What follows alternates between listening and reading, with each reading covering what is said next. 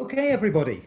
My name's Mark Malcomson. I have the honour and the privilege of being the principal at CityLit, and I am delighted to welcome everybody to our first online Perspectives lecture. The Perspectives lectures are a series that we started last year during CityLit's centenary. The first one was Professor Ian Morris of Stanford University, talking about the 8,000 years of the relationship between Britain and Europe. The second one was Grayson Perry, who discussed Divided Britain. And today we're delighted to have Sir Vince Cable, who's going to be talking to us about the economy and the pandemic. The reason we do these lectures are partly for our outreach, but also as a way of discussing and being part of the debate of things that are going on, whether it be Europe, whether it be Britain, whether it now be the virus. We're looking at issues and we're bringing world-class speakers to you as part of that kind of community that CityLit is. Obviously, this is the first one we've done online because of the circumstances we find ourselves in. And I am hugely thankful to my colleagues who've done an enormous amount of work preparing this. But I'm also delighted that Vince has agreed to do this and given his time and also put himself in our trust to make sure that the technology works. So hopefully this will work for everybody. Hopefully in the boxes that you see on the side, you will see my colleague Charmaine Andrews. She will be interpreting for our deaf community. A number of our colleagues and our students from the deaf community are part of this, and she will be there, so that's why she's in the corner. And just a couple of housekeeping issues. We're going to be spending the next hour together. We will be recording this, and when we record it, we hopefully will put it on our website at some point early next week. What we've done, by the way, for those of you who are familiar with various forms of Zoom, we've muted the chat function because obviously with a huge number of people, hundreds of people who are on this, that would go a bit crazy. A number of you have already sent questions in for Vince, and I've got them in bundles at the moment. For those of you who are interested as we go along sending questions in, I can moderate and look at the Q&A sessions for when Vince and I have our conversation. I can't promise that we will be able to get everybody's questions answered, but I will try and group things into themes and bundles. And then really, as I point out to you, we are recording this and for presentation to other people who can't make this particular time. But I really wanted to kind of talk about why we're doing this. We do this as part of our public service, but we also do it in aid of our student bursary. Our student bursary is there to support students, particularly at this time of hardship, who might not be able to afford to come and do courses at CityLit. So there's no obligation, but any of you who would like to make a donation to the bursary, we will send a link out afterwards. The one bit that I don't think I need to spend a lot of time is introducing Vince Cable. I did notice that within about an hour of announcing this lecture, we were in the hundreds. Vince is well known to virtually everybody in the country. Until recently, leader of the Liberal Democrat Party, for many years, Secretary of State in the Cabinet for Business and also Skills, which is how CityLit got to know him very well as our minister. Former Chief Economist of Shell. He has a PhD, he has a knighthood, he has many, many honours. But really he's here primarily as an economist, but also really there's an overlay around his political skills and his knowledge. He has a huge background in policy, having worked in the commercial arena and also in government over many years. So this particular crisis is just not an economic crisis, it's a social crisis, it's one that government is trying to cope with. So he brings to us a huge depth of knowledge and a huge set of backgrounds that I think will throw some light onto what is obviously a very challenging period. Vince will be going through his slides, and then he and I will kind of go through a kind of Q&A session which is going to reflect quite a lot of the questions that you've put up, and then some that come out as a result of today. Anyway, I am delighted, without further ado, to hand over to Sir Vince Cable. Well, thank you very much, Mark. It's good to be back to the City Lit, albeit in this rather strange new format. I want to talk about the economics of COVID. I think most people last few weeks have been worrying about the health side of it and the terrible death rate, the impact on the NHS. But in the next few months and indeed years, we're going to be worrying about the economic impact. We've had something unique in history. I don't think it's ever happened before. A government effectively closing down the economy deliberately, not just Britain, but all over the world. The assumption is it will bounce back, and it may or it may not. And in the meantime, a lot of damage being done. We got 6 million now registered unemployed, tens of thousands of businesses becoming bankrupt. Where does it all lead? Now, this is my route map, a little bit about history, about how the recovery could happen, the forces of depression and recovery in both directions, how business could respond to this positively and negatively, the impact on what we call globalisation, whether the world is going to retreat inwards or continue as before. The state, are we going to have a much bigger government or a smaller government in future? And then onto the economics of this. Vast amount of debt is now piling up in government, companies and individuals. How do we manage it? And that leads me to the policy responses that governments can make. Now let me start with a bit of history. I dug out some statistics on great economic disasters.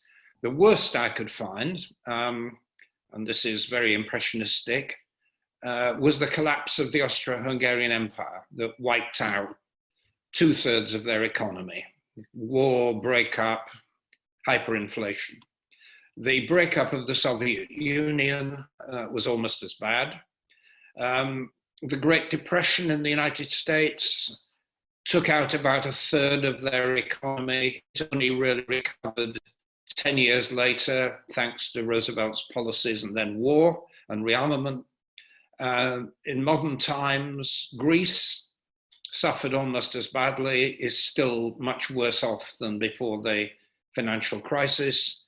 The end of communism in Poland, one of the better managed transitions, cost them about 20% of their economy. And although we think of it as a mega disaster, the financial crisis, which I was involved in clearing up the mess, only took out about 5% of our economy. We thought it was a great drama, and we've had years of austerity, but in global terms, it was quite a minor problem compared with the others. At present, where we have suffered in the first few weeks, a collapse of about 30 to 40% of the British economy. Now that's only over a period of a few weeks.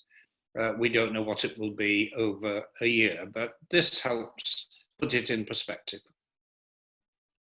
Now, if we get a recovery, the best way of thinking about it is in terms of letters. Is it V, U, W, or L? V-shaped is what I think everybody hoped for originally. It bounces back once people have finished the lockdown. I don't think anybody now imagines that can happen, though there is some sign in China, in Korea and Taiwan, which are the best managed of the epidemic, and possibly Germany, that something of that kind can happen. Most of us, I think, are now expecting that the recovery will be shaped like a U. It will take time because people are frightened to go back to work, frightened to spend money. A lot of companies have been very badly disrupted. Their suppliers have disappeared. So that I think is the standard prediction about what we're now facing.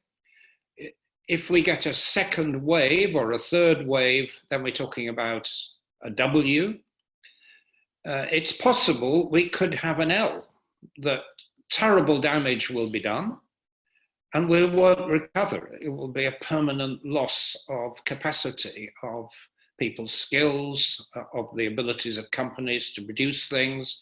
The world economy could have been destroyed by protectionism, inward lookingness, and we just don't get back to normal. But those are all possible. I think myself, the U is the most likely. And I've drawn charts for the next couple of years just to illustrate what those letters mean. Green is the V, the blue is the W, yellow is the U-shaped. We get back to normal in about 2 years' time, having lost a lot of production wealth. And L tells us that in 2 years' time, we're still poorer, significantly poorer than we are now. So each of those is possible. Now, this explains in a very simple way the factors pulling us down and the factors pulling us up. On the negative side, we've already got mass unemployment, something most of us haven't experienced since the war. 10%, maybe 20% of people without work, despite the furlough scheme of the government. Large numbers of small companies being wiped out because they haven't got cash, they haven't got customers, people not spending, businesses not investing, terrible chronic uncertainty. We just don't know where this disease is going to go. And then bad mistakes being made in America, the Eurozone. Those are the things that could pull us down or are pulling us down. On the other hand, the positives, lockdown is beginning to be lifted in some countries. The government, and I think we have to be positive about this, has been very quick to rescue large numbers of firms, helping to keep jobs in place. There is a stimulus, a vast amount of spending is taking place to keep economies afloat. International coordination is a bit short supply. You may have heard of Theresa May's article in the Times this morning, lamenting the lack of coordination, but there is some between scientists, between central bankers and others. The Chinese and the East Asian countries are powering ahead. And then there's the hope, well, you may think hope. If we go back in history, the Roaring *20s, after the terrible losses of the First World War, and then the what was then called the Spanish flu, everybody who hadn't died celebrated with a massive orgy of spending. They got into terrible debt, which contributed to the Great Depression. But there was a decade of big spending and optimism. I've listed here some of the companies which are in a very vulnerable position, some of them who have opportunities. Companies that don't have a cash flow, in other words, they're not bringing in any income, they don't have any reserves, are in trouble. But some of the big tech companies, for example, are sitting on vast piles of cash and they're safe. Bigger companies are in a stronger position than small ones because they can command credit from the banks, they can lobby the government, they probably have more resilience. A lot of small companies, I'm afraid, are going down at the moment. Those companies that have got e-commerce operations are viable under these circumstances, but those that rely on face-to-face relationships at work and with their customers are very vulnerable. And there's a distinction between, I think, companies that are very innovative, that have got used to working digitally, as opposed to old-fashioned companies that haven't quite as old fogies like me, haven't fully adapted to the modern electronic world. So there are opportunities, but there are potentially major casualties. And I've tried to give a few examples of bits of the economy that are very vulnerable and others where there are opportunities. The hospitality sector is in desperate straits. I mean, who's going to go to a restaurant in the next few months and weeks with all the social distancing problems? Who's going to go to conferencing? Very few. Hotels, what is their future? We know that the aviation industry is in desperate trouble. Professional sports without spectators, where is their income? High street retail, again, many shops are not going to reopen. And linked to that, the property market, going to concerts. Manufacturing might recover, but certainly at the moment, most of it's closed. Half the construction industry. The oil market, as you probably noticed, has collapsed completely because there's no demand. People are not traveling. And universities are in trouble because, of course, they're losing their overseas students. Now, some are doing well and potentially will do better. I mean, the supermarkets are making a bomb. So the tech companies, anything around computer services, linked activities, e-commerce, delivery companies, food production, farming, where they can get the labor, medical related activities, pharmaceuticals, ed tech, people doing online learning, and home entertainment, Spotify, Netflix, absolutely having a bomb at the moment. So the picture varies very considerably from one industry to another. Now, one of the big arguments is, will the world economy now retreat into little national silos, or will it stay integrated? And I've listed some of the forces for and against. I don't know where it will go. I'm inclined to believe it will stay fairly integrated, but as you can see on the left, there are factors working in the opposite direction: less tourism, less aviation. A lot of companies will want to stop being dependent on supplies from China. The Americans in particular becoming obsessed by national security considerations.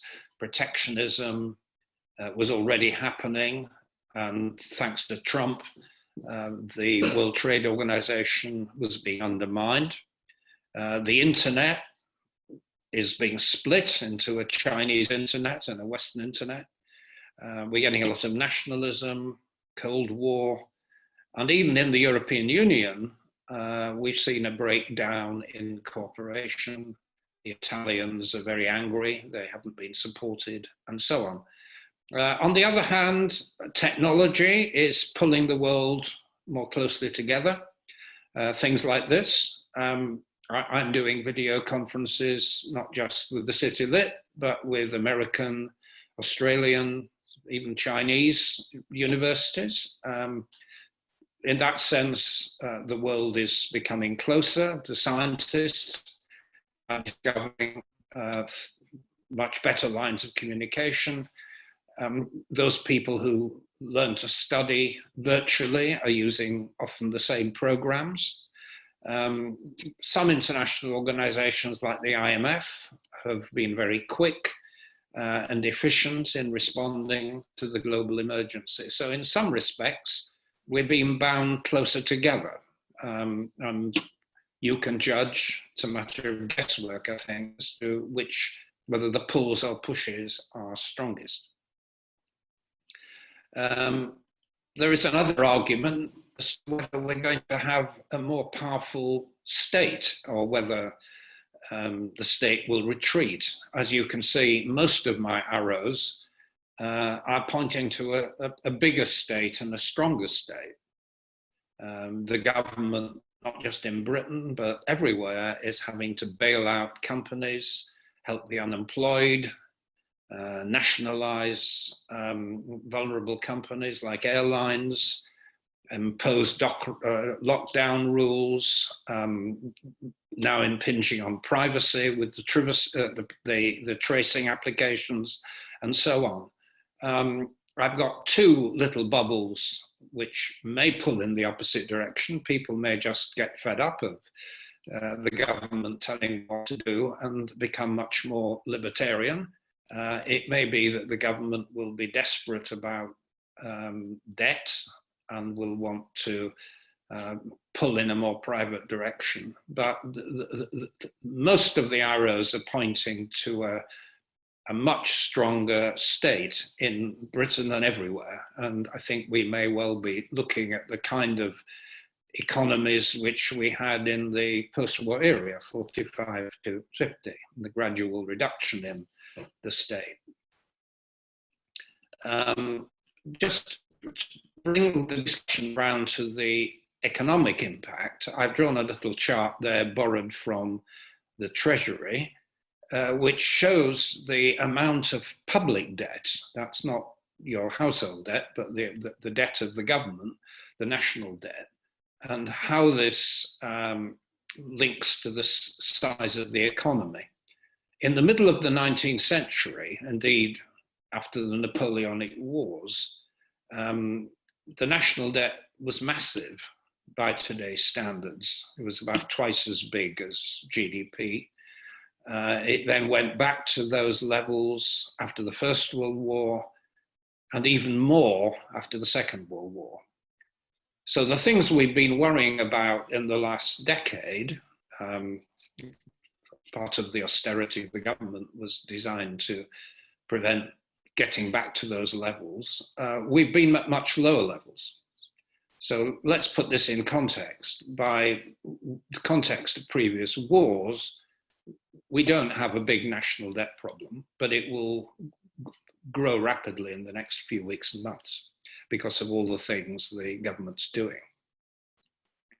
Now, I don't want to spend too much on this chart, and I'm sorry if it's a little overcomplicated, but I've just basically, it's a little model describing how the economy works at the moment. We've got fiscal policy, the spending and taxes. We've got monetary policy, which is QE, central bank, Bank of England buying up government bonds, and the use of bank rates. And I've tried to show how these things are interconnected in a system. We're getting more debt service for government, which potentially is a problem leading to austerity. I'll summarize my thoughts on that in a moment. On the other hand, we've got government through the central bank influencing interest rates, which, if they're kept very low, stimulate growth. And they also have an impact on the exchange rate. And if the exchange rate goes down, of course, that pushes up prices, and that in turn affects what the Bank of England does on interest rates. So I'm basically making the point, a very simple point, that a lot of the things that happen are interconnected. And then finally, and I'll leave you with this chart, the short-term issues are around rescue, and some of the questions there. How quickly do we exit from the lockdown? How does the workplace adjust to a quick return to normality?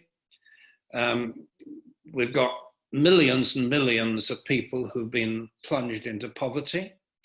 So do we give everybody something in the hope of getting money to them quickly, which is what's happened in Japan and in the United States?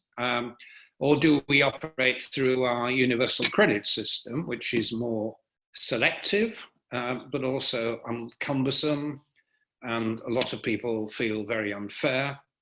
A lot of money is being given to companies, including some very big ones. So do we make it conditional, or just give money to as many companies as ask for it in the hope of keeping them alive and keeping the jobs? The furlough scheme, which is subsidizing people in work, is going to have to be phased out as people go back to work. But how do we do that gradually so as not to make unemployment worse? What do we do about the self-employed people? A lot of people in personal companies paying themselves dividends. They're not fat cats, but they're not getting any help at the moment. So those are some of the, what I would call the micro issues. And then the big picture, the big economic picture, I've summarized on the other side. We've got this enormous challenge now as to how to prevent the world and our own country descending into the kind of depression we had in the 1930s. We've got a massive amount of debt. And what tends to happen is that when companies and individuals and governments have a lot of debt, is they cut back. And then that makes economic depression much worse. My view about this is we shouldn't be worrying about the public debt. We can grow gradually out of it over the next 20, 30 years. Interest rates are very low. And then there's a question about why do we have debt at all? Why doesn't the Bank of England just print money to cover the emergency costs? And that is actually, I suspect, beginning to happen. It's not conventional.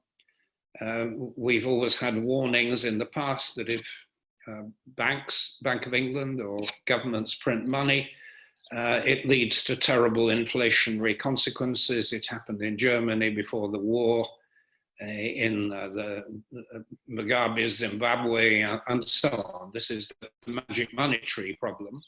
The reason why it's dangerous is that it would be perfectly sensible, in my view, to have limited printing of money in an emergency. But then, of course, people say, well, why can't the government print money for universal basic income or university tuition fees or everybody's favorite scheme, Green New Deals and so on? Then it's a permanent commitment, and then that spills over into inflation. So there's a very, very careful balancing act, which is having to go in between dealing with the emergency, but not allowing it to become an excuse for massive uncontrolled government spending that leads to inflation. And that's why there is a worry under all of this that there will be a reckoning, and that at some point we're going to have more taxes, more controls, tighter controls over public spending to prevent the debt burden getting completely out of control. So I hope that serves as a provocation to discussion. Back over to you, Mark. Brilliant, Vince. And I think that was a wonderful sort of tour de force of the backdrop to everything that's going on. So we've had quite a lot of questions, both kind of prior and during.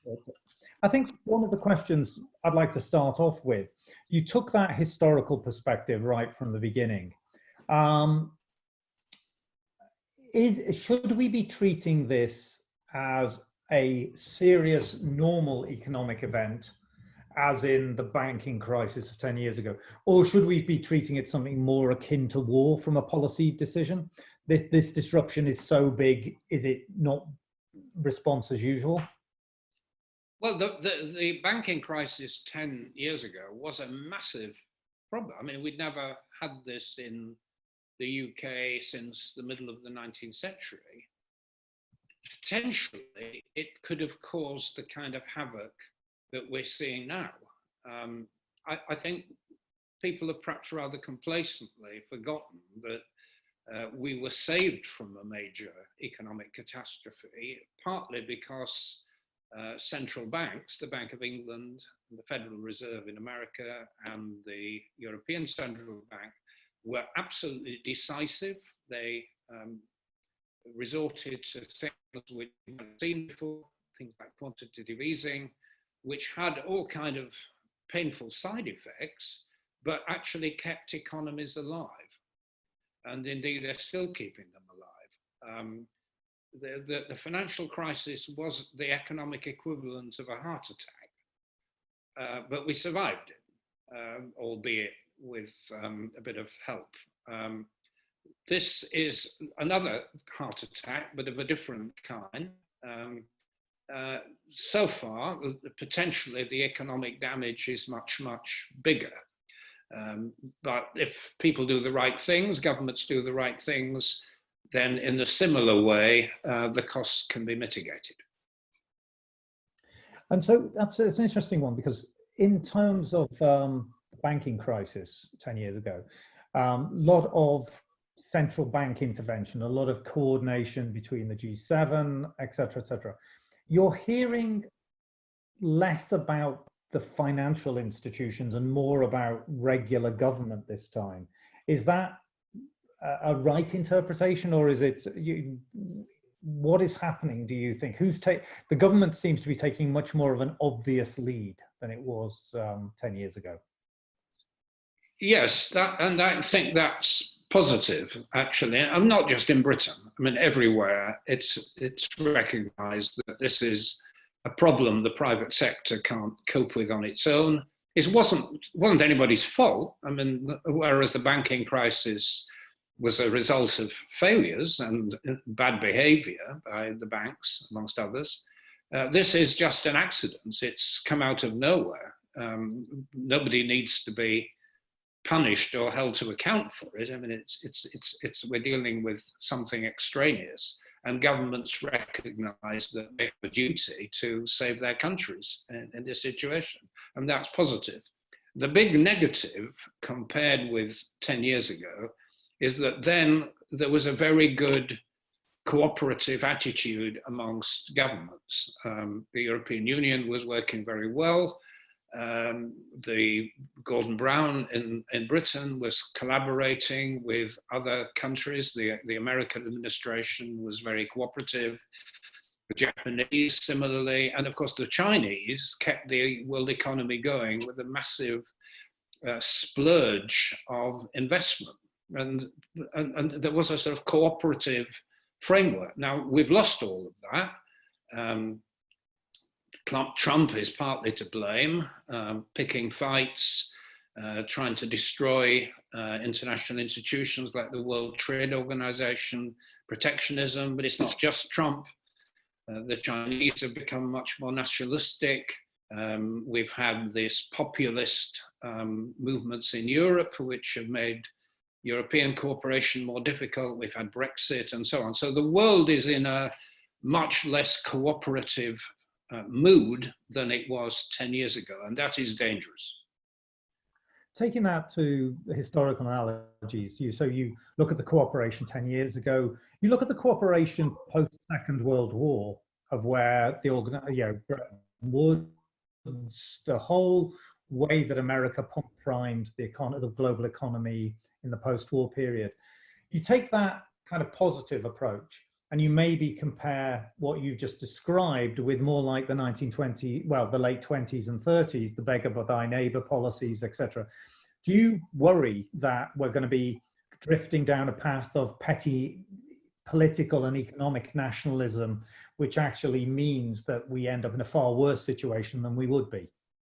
Well, that is the danger, and there is a fair amount of evidence that that is the way governments have been behaving, and that's you see it every time President Trump opens his mouth, but not just him. I mean, there was this competitive scramble for ventilators and equipment that we needed to fight the pandemic.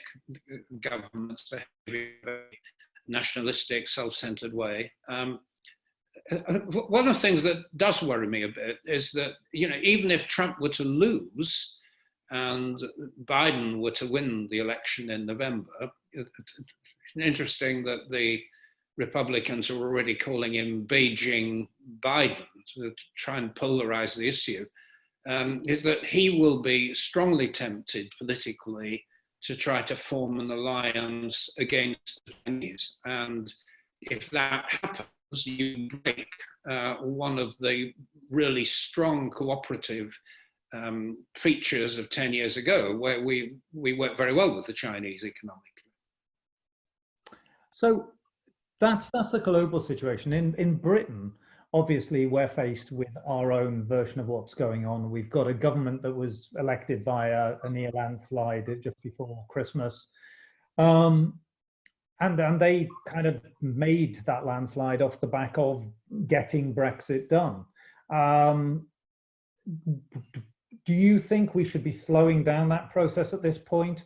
Or, yeah, the mood music coming from the government is we will continue to carry on this process regardless. Is that foolhardy? Well, I'm reluctant to start throwing around invective about Brexit again. I mean, we had 3 years of it for reasons which we don't need to go into again. The government won the argument because the anti-Brexit people were split in the general election. But yes, I mean, it would be sensible to postpone the issue. In practice, I think that will happen despite the rhetoric. We may end the transition, but I think there will be either a stated or unstated intention just to let the arrangements continue pretty much as they were before. If there were people in government determined to, break up existing trading relationships and cooperation just for the sake of it, then that would do terrible damage. But I suspect that sense will prevail. I hope so. So if you look at British society, obviously you're seeing huge challenges for low pay. You're seeing people who are on 0-hour contracts. You're seeing young people in particular being hit by this. Is the inevitable result of this, Vince? Do you think that society will be more divided at the end of this, or what should policymakers be doing to protect the young, those worst affected? How should be making sure that the pain or the benefit of a push into the economy is actually shared equally? There are inequalities in Britain of different kinds, and to do with income, to do with wealth, to do with educational opportunities. I think the most jarring inequalities are becoming inequalities around age. We already saw this happening in the last 10 years, where people of my generation were protected. Our pensions have been proofed. So in fact, people's pensioners' income has not fallen in the last decade. It's actually risen, whereas working age people, particularly on low pay, have become poorer. Older people, of course, most of them, not everybody, have got the protection of rapidly increasing property values. And now we're in a position where older people, because they're classified as vulnerable, are in isolation and being protected from the disease unless they're in care homes and they've had a terrible time. But it's younger people who are suffering loss of jobs, massive insecurity, and all the burdens that will flow from that. I think another element of inequality we probably haven't thought about much in the past is what I would call spatial inequality. I mean, most of us, I'm very privileged in the lockdown to have been with my wife's home in the countryside. We're surrounded by beautiful country. There's a garden, and middle-class households in cities usually have gardens. But there are millions of people, younger people, overwhelmingly stuck in flats with no space, often no balconies, very limited leisure facilities, exercise facilities. And that kind of spatial inequality linked to differences in income and wealth and job opportunities, I think are what will define this particular problem.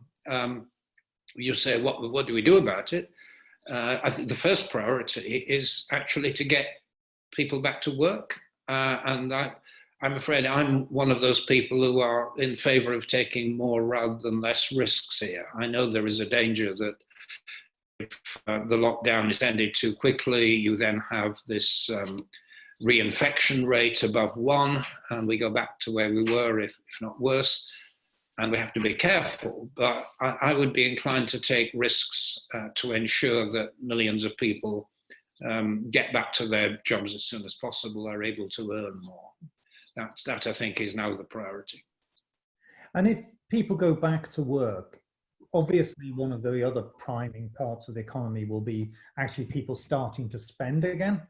The longer this goes on, obviously people's incomes will fall, but also their desire, as you say, to go out to restaurants, go to the cinema, get those things that kind of start multiplying within the economy. Going, is that your fear around the U or the L dip, that people kind of don't start, irrespective of earning, is they don't start spending again?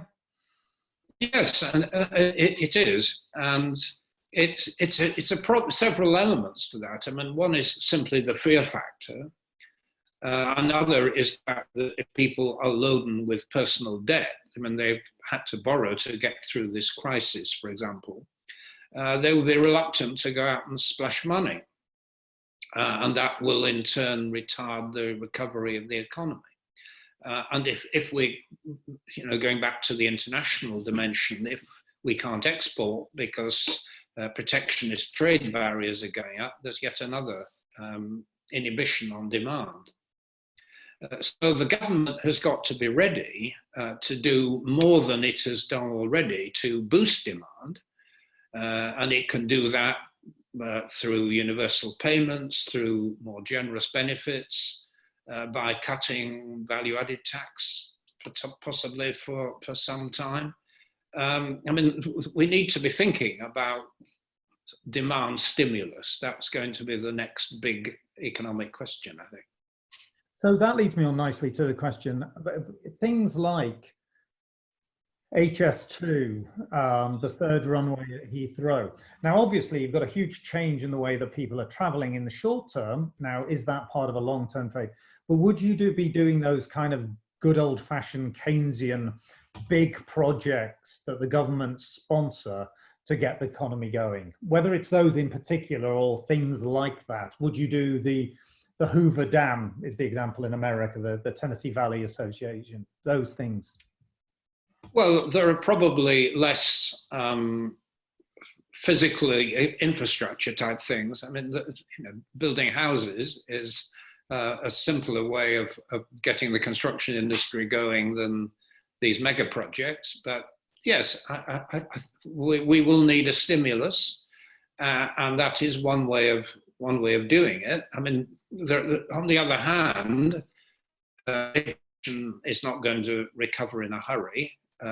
People are not going to travel to the same extent. Tourism, why have travel to the other part of the world for a business meeting when you can do Zoom? Travel will be much less, and incoming travel will be stopped because people are coming from infected areas. So the aviation expansion will be on hold.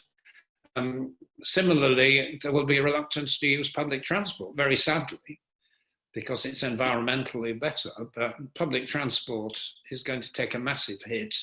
And so, rail projects are potentially in some trouble. So the two examples you gave are not good ones, but in general, public investment projects are to be welcomed.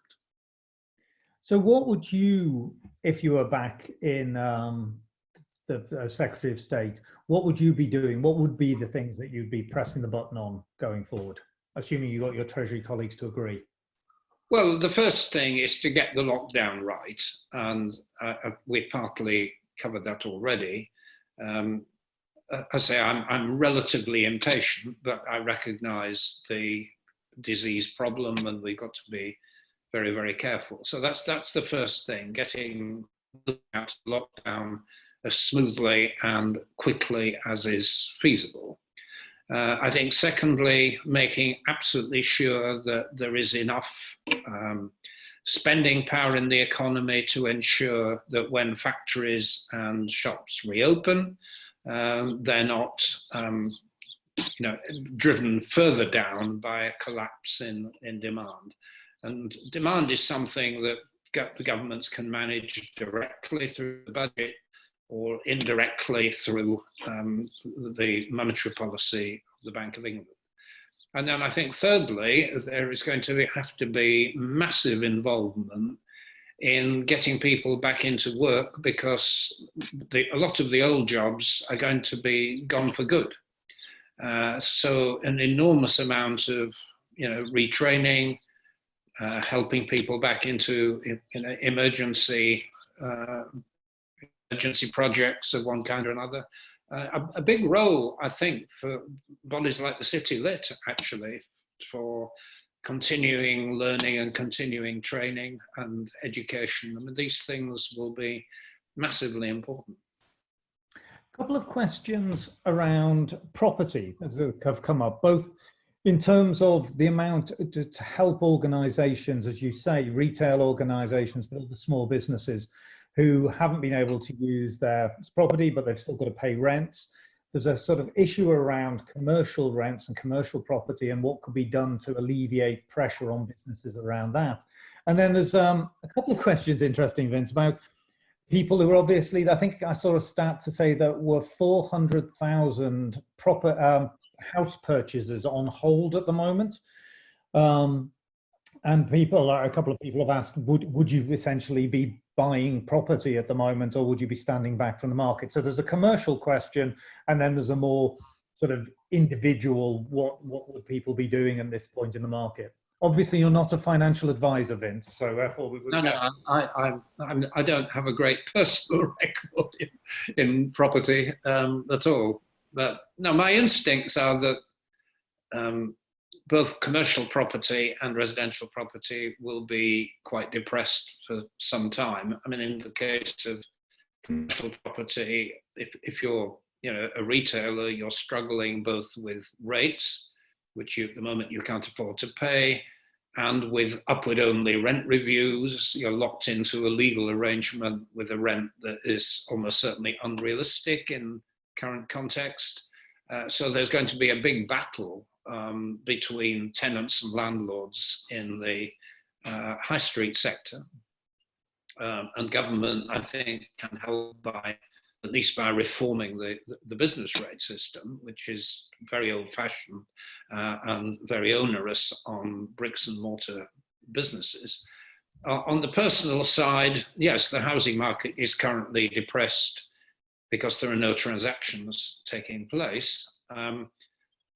The factor that has sustained house prices in the past is the artificial injection of money into the economy through quantitative easing, and a lot of that credit has been poured into the housing market in a very dangerous way. And one of the major sources of inequality, of course, is between people of an older generation who are sitting on property but without mortgage, and people who can't afford to get into the housing market. And I would hope that the government, working with the Bank of England, now takes advantage of this opportunity to stabilize the housing market, get the relationship between house prices and incomes at a much lower level. And that is partly a question of improving supply, and we're talking there about councils as well as private developers getting back into the house building business, but also dampening down house prices so that they don't get out of control. So I would actually be fairly bearish about property values, but that's just a personal instinct. I mean, we can't predict these things. So we've spent quite a lot of time talking your views as an economist, and you've strayed a little bit into the area of politics. A great question, which is, do you wish you were Prime Minister at this point so you could roll your sleeves and get it sorted out, or are you actually quite glad you're out of it at the moment? I respond positively to the challenge of crisis. I mean, one of the reasons I went into government in 2010 was not because I particularly liked the people I was in government with. I mean, I've been fighting them all my life. I actually got on well with most of them in practice. But it was the fact that there was a major crisis and a major challenge, and I wanted to get involved and see what we could do to help. And although a lot of the things I and others have done have been criticised, I think on balance there was certainly mine and some of my colleagues a good legacy of real achievement. So to answer your question, I mean, I regret not being there and would love to be there, but I mean, I'm now retired, so that's an academic question.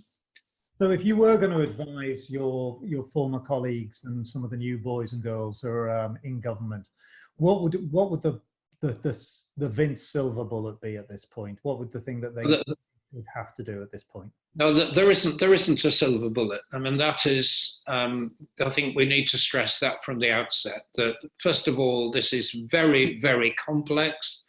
It's very, very uncertain. Nobody knows how this disease is going to develop, how quickly vaccines will be available, and we can see the back of it.